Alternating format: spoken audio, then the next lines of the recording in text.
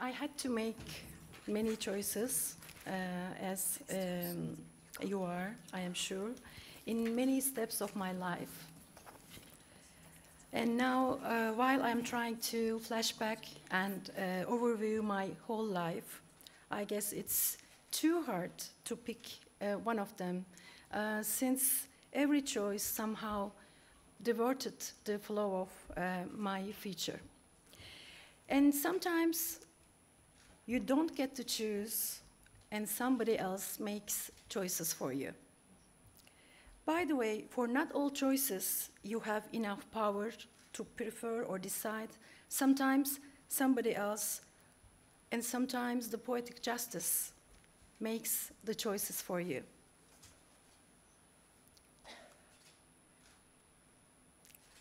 Now let me share my story with you. I was born in a frame house in a small town which is called Yusufeli. It's a town of Artvin, the province Artvin. And this wasn't my choice, of course, but I always thought that, you know, if I had a chance to choose, I would want to have the same family and also the same town. It was a unique privilege to be born in Yusufeli. My mom was only able to finish the primary school since there was no school, junior high school or high school at that time in Yusufeli. So she believed that her children must be well educated, so she should give us that chance that we can go better schools and qualified schools. And she was very determined on that, and she insisted on accomplishing her dreams. With a great deal of courage, my mom decided to move to Ankara with her 3 children and only with 3 suitcases at that time. So my dad died 2 months before I was born. That's why my name is Yadigar. Her choice always encouraged me in critical decision-making points of my life. I mean, you know, I'm talking about the years of 1970s, and you may imagine the situation at that time in Turkey. So it wasn't an easy decision. It requires a real courage to decide to move by herself to a big city. So when we moved to Ankara, I was 9 years old at that time, and I was smart. I was observing my mom's struggles with the life. And I choose to be strong, I can say that, starting from that moment. And I choose to be a self-sufficient person by observing and watching her. From that moment, I think my journey began, and I became a fighter, I can say that, against the challenges of life. And I said, if she did it, so can I. I have received my bachelor's degree from Middle East Technical University from the Department of Psychological Counseling and Guidance, and I have also the master's degree in the same university from Gender and Women Studies. I also began my executive MBA in the same university. My working career started with a private sector, firstly. Then I went to United States, and I worked there as a crisis consultant from the year 1994 to 1996. And when I saw that, you know, we are not moving anywhere with my ex-husband, and I decided to come back to Turkey with my 2 kids. So I left him there and moved to Ankara and decided to reside on my own. Then I started working in the government, in the Prime Ministry, as Foreign Relations and Non-Governmental Organizations Coordinator at the beginning. And in 1999, during the Marmara Earthquake, I was the coordinator of accommodation and other aid services to the earthquake victims at that time. And my institution was chosen the best one, the effective one, in terms of reaching and relieving the pain of the victims. Then I designed and directed a social risk mitigation project, which was a quite new project, a new program for Turkey. It was changing how Turkey is seeing the social assistance. Until that time, our system was only, giving the social assistance without expecting anything from the people. So with this project, which was conditional cash transfer projects, and the condition was families should send their children to school and also should take them to the regular health visits. So this project was very important, and together with that, I was also coordinating the local initiatives program for vulnerable people. And today still 3 million kids are benefiting from this program. 3 million children are going to school, and 500,000 people benefited from local initiatives program directly or indirectly. One day, so I have an anecdote related with this project. One day in Southeast Anatolian region, deputies were walking in the street, and one man told them that, "I'm not going to vote for you in the next elections." So they were worried. They asked why.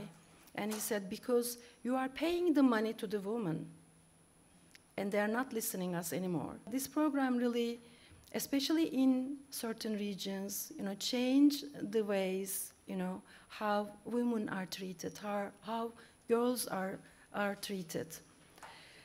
This program helped women to empower themselves at home and also at the society, increasing the rate of girls' schooling and the calorie consumption of children, and also increase the number of registered marriages. And of course help some bureaucrats to promote in their career who were actually against the program and gave me really hard time while I am implementing the program, because then the program became very, very, very, very popular, and of course they owned the program after that. Then I have worked as Deputy Director of General Directorate of Social Solidarity and Assistance. Between the year 2007 and 2011, I appointed as General Director of Non-Contributory Payments of Social Security Institution. At the same time, I worked as the coordinator of Health Transformation and Social Security Reform Project to implement the General Health Insurance Program of Turkey. I was the only woman at the management level, and other senior managers made a bet with each other about me, arguing that I could only handle this position for about 3 months. It was quite difficult. There were no women managers before me. But fortunately, now they are not around. Any one of them are not around. And then I appointed as Vice President of Social Security Institution for about 1.5 years. And after that, I became the President of Social Security Institution. So Social Security Institution, by the way, is the biggest institution of Turkey, both in terms of budget allocation and addressing 76 million of population, Turkish population. By the help of this project that I was coordinating, Health Transformation Project, now all of Turkey's population are covered by the healthcare. We are still working on that. Of course, we are still having some problems, but in general, everybody can go to hospital and can get the necessary treatment. So I was the second woman to be brought into the high-level management after the Yalova governor. I wasn't the only one who faces difficulties in career steps because of gender discrimination. When I look around, I see many, many successful women who is dealing with this kind of pressure while doing their job perfectly. For this reason, I thought that we should support each other more than what we are doing. So I decided to come together in 2010, and I founded this Women Managers and Women Workers Solidarity Association. In short name is KAICHAT, with my friend, with my sixth friend. I think it's very important that women should be involved in the policies and decision-making processes. I think women should be respected as well as men, and you can see that women can do when they are granted respect. And in order to claim these rights, you have to be strong as a woman. And being strong, as you may appreciate, we don't mean that, having muscles, money, or knowing very influential people who has the power to open new doors for you. Your intelligence, your skills, your background, these are the things that makes women strong. But first and foremost, all you need is to believe in yourself. I think I always believed in myself. And of course, life has ups and downs by nature. When winter approaches, you can see fallen leaves on the ground. And if you are living in a place where you are not familiar with oak trees that do not fall leaves through the winter, you may feel that they are dying. But it's only renewal of a new season. The important thing is to stand again on your feet with the courage. That's why I am trying to improve myself continuously and stand firm and without choosing the easiest way. So it wasn't easy to come to this position in a male-dominant society for a woman and in Turkey. Despite all intimidation behaviors, I always put myself in front of the hard tasks, and no matter how the pressure is troublesome, I always tell the truth that I believe. And I know that it's very important to focus on today, and I am trying to do my best. You may come to important positions by sacrificing your principles, but that will never bring you happiness. So eventually, you will lose your self-respect.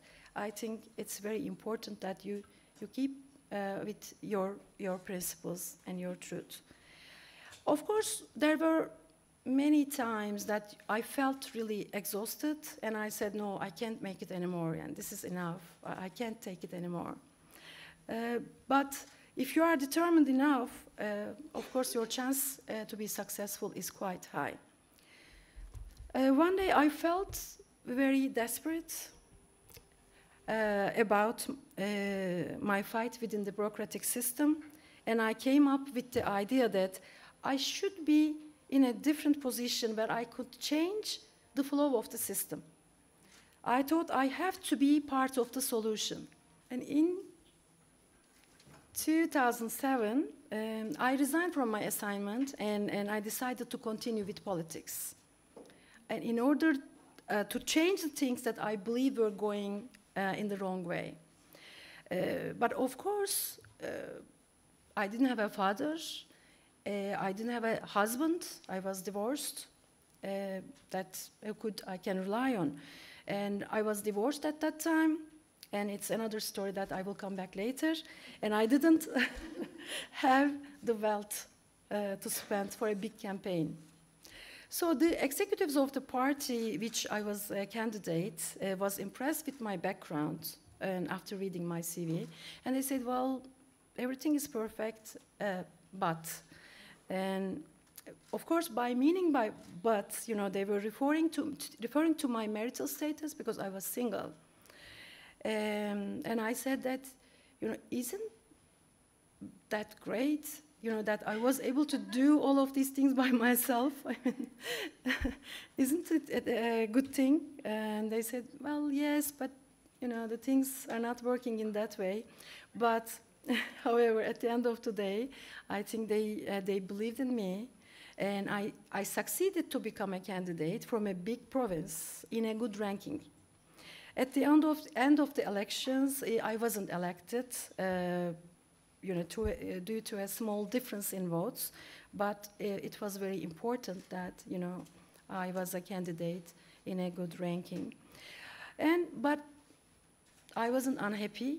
I wasn't looking back. You know, the next day, and I was ready to start where I left. But someone else was appointed to my position, you know, during the elections because you are resigning. And during that time, something happened that my former position was full. So, as I started this journey without money, of course, I had to work urgently. So, but at the same time, I couldn't accept that position, a lower position than what I deserve, actually. So I decided to go to Africa. I started working as a consultant for a ministry in one of the countries. But while I was working there, I also understood that, you know, how I will be, you know, happy, you know, what makes me happy. And I found out that, one more time, you know, my happiness alone is not enough. I'm becoming more happy when I help people and I help other people. And there are so many people, you know, that we might help. Whenever I encounter a challenge, I do not get depressed or give up or worry about the future.